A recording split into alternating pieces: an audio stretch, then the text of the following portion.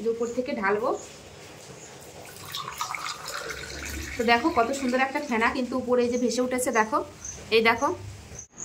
নমস্কার বন্ধুরা, তোমাদের সবাইকে অনেক অনেক স্বাগত জানাই বন্যা রান্নাঘরে। আজকে কিন্তু গরমের দুর্দান্ত একটা রেসিপি বলবো না, একটা রেসিপি নিয়ে চলে এসেছি। আজকে বানাবো হচ্ছে হোমমেড স্প্রাইট। তো এখন যা গরম পড়েছে, প্রচন্ড গরম, আমরা বাজার থেকে কিন্তু স্প্রাইট কিনে খাই। তো সেটাই কিন্তু আজকে বাড়িতে বানিয়ে তোমাদের দেখাবো। কি বিশ্বাস হচ্ছে না? এটা কিন্তু মাত্র ঘরে থাকা কয়েকটা উপকরণ দিয়েই কিন্তু তোমাদের বানিয়ে দেখাবো। দেখতে থাকো পুরো ভিডিওটা, তাহলে বুঝতে পারবে যে কিভাবে আমি হোমমেড স্প্রাইটটা বানাই। তো যে সকল বন্ধুরা নতুন ফেসবুক থেকে দেখলে অবশ্যই পেজটি ফলো করবে, আর ইউটিউব থেকে দেখলে অবশ্যই চ্যানেলটি সাবস্ক্রাইব করবে। তো চলো শুরু করে আমি কিভাবে এই হোমমেড স্প্রাইটটা বানাই, ঘরেই তৈরি করি। তার জন্য লাগবে আমার এখানে 4টে পাতি লেবু। এই যে আমি 4টে লেবু নিয়েছি। আমি যে পরিমাণটা বানাবো সেইভাবে আমি কিন্তু নিয়েছি এখানে 4টে। তোমরা চাইলে 2টো দিয়েও বানাতে পারো বা এর থেকে বেশি দিয়েও বানাতে পারো। তো লেবুগুলো প্রথমে আমি কেটে নেবো। তো কিভাবে কাটবো সেটাও কিন্তু দেখতে হবে। এই যে লেবুর যে এই যে সবুজ অংশটা, এই সবুজ অংশটাই কিন্তু নেবো, একটু কিন্তু সাদা অংশ নিলে কিন্তু হবে না স্প্রাইটটা। তো প্রথমে দুই সাইডের মুখ থেকে একটু বাদ দিয়ে দেবো এইভাবে। এই যে এবার কিন্তু এইভাবে এই যে দেখাই তোমাদের একটু কেটে, এই যে যে সবুজ অংশটা, এই অংশটাই কিন্তু নেব আমি। দেখো এই খোসা এরকম একটা বাটিতে রাখবো, পুরোটাই এইভাবে ছুলে নেবো। এই যে এইভাবে দেখো। তো এই দেখো ঠিক এই সবুজ অংশটাই কিন্তু আমি এই যে কেটে নিচ্ছি এইভাবে। তো এইভাবে কেটে কিন্তু একটা বাটিতে রেখে দেবো। একটা লেবুর এই যে খোসা কিন্তু আমি ছাড়িয়ে নিয়েছি, এই দেখো। তো আবার ওই যে এইভাবে কিন্তু আরেকটা লেবুর এই যে এইভাবে খোসাটা ছাড়িয়ে নেব।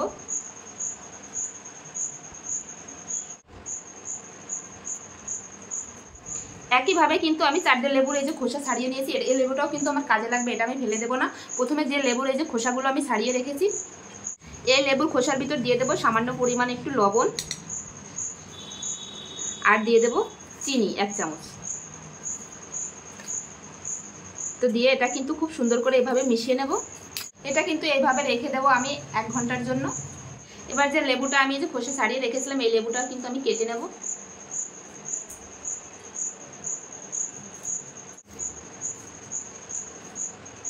এই সাইডে গ্যাসের উপর কিন্তু একটা কড়াই বসিয়ে দিয়েছি। এবার নিয়ে নেবো জল। তো তোমরা যে পরিমাণে স্প্রাইটটা বানাবে ঠিক সেই পরিমাণে কিন্তু জল দেবে। আমি এখানে 4 গ্লাস স্প্রাইট বানাবো, সেই পরিমাণে কিন্তু আমি জলটা দিচ্ছি কড়াইতে। জলটা এখানে গরম হতে থাক, ততক্ষণ যে লেবুগুলো আমি কেটে রেখেছিলাম এই যে, তো এই লেবুগুলো কিন্তু এখন আমি এইভাবে রসটা বের করে নেব।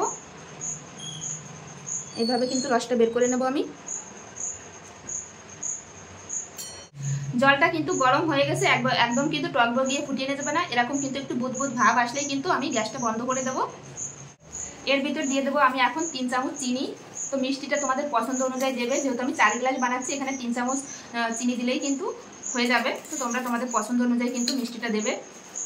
এবার যে লেবুর রসটা আমি এই যে রেখেছিলাম, সেটা কিন্তু এখন ছেঁকে এর ভিতর দিয়ে দেবো।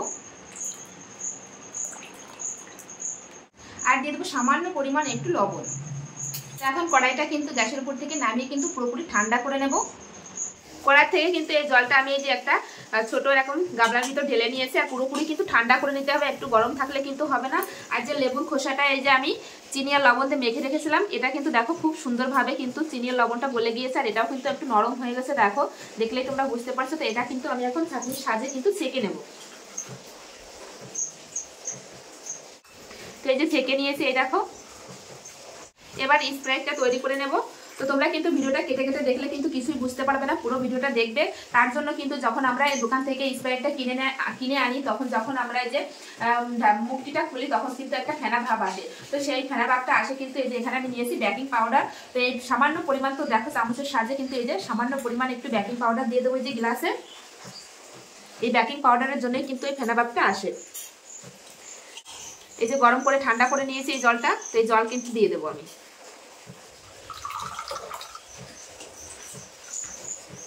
তো দেখো এই যে একটা ফেনা ফেনা ভাব কিন্তু উঠছে, এই যে দেখলেই তোমরা বুঝতে পারছো। তো আর একটা গ্লাসেও কিন্তু আমি তোমাদের দেখাবো। এই দেখো এই উপর থেকে ঢালবো। তো দেখো কত সুন্দর একটা ফেনা কিন্তু উপরে এই যে ভেসে উঠেছে, দেখো এই দেখো দেখলেই বুঝতে পারছো। এই দেখো একটা ফেনা ফেনা, যখন আমরা ঢাকনটা খুলি এই যে বোতলে, তখন কিন্তু ঠিক এরকম হয়। তো দেখলেই তোমরা বুঝতে পারছো যে কত সুন্দর হয়েছে। তো এবার যে আমি এই যে লেবুর খোসাটা যে চিনি দিয়ে লবণ দিয়ে যেটা ভিজিয়ে রেখেছিলাম, এখান থেকে কিন্তু আমি এই যে 1 চামচ করে দিয়ে দেবো এর ভিতরে। এই যে তো দুটো গ্লাসের ভিতরে কিন্তু আমি দিয়ে দিয়েছি। এবার স্প্রাইটটা কিন্তু আমরা এরকম গরম খেতে ভালো লাগে না, একটু ঠান্ডা খেতে ভালো লাগে, তার জন্য কিন্তু আমি দিয়ে দেবো এখানে দুটো বরফের টুকরা। তোমরা কিন্তু এটা ফ্রিজেও রেখে খেতে পারো। তো আমি দুটো বরফের টুকরা দিয়ে দিয়েছি, দিয়ে এবার মিশিয়ে নেবো একটু।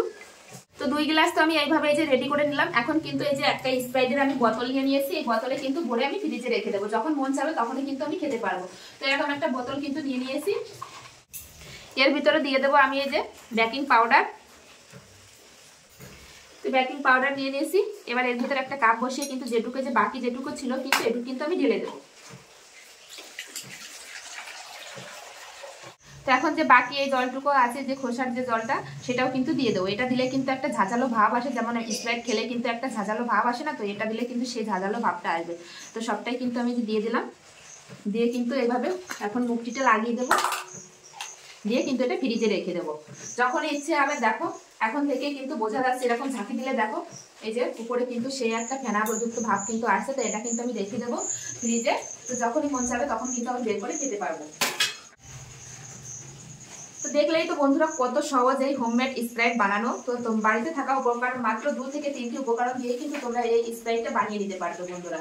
তো আজকের এই রেসিপি হোমমেড স্প্রাইট কেমন লাগলো বন্ধুরা অবশ্যই কমেন্টে জানাবে। ভালো লাগলে অবশ্যই লাইক কমেন্ট শেয়ার করবে, শেয়ার করে নতুন বন্ধুদের সঙ্গে দেখার সুযোগ করে দেবে। এরকম নিত্য নতুন ভিডিও দেখতে হলে অবশ্যই বন্যা রান্নাঘর চ্যানেলটি সাবস্ক্রাইব করতে হবে, আর ফেসবুক থেকে দেখলে অবশ্যই পেজটি ফলো করে নেবে। তো চলো বন্ধুরা, এখানেই ভিডিওটি শেষ করছি, আবার দেখা হবে নতুন কোনো রেসিপির সঙ্গে। ততক্ষণের জন্য সবাইকে বাই।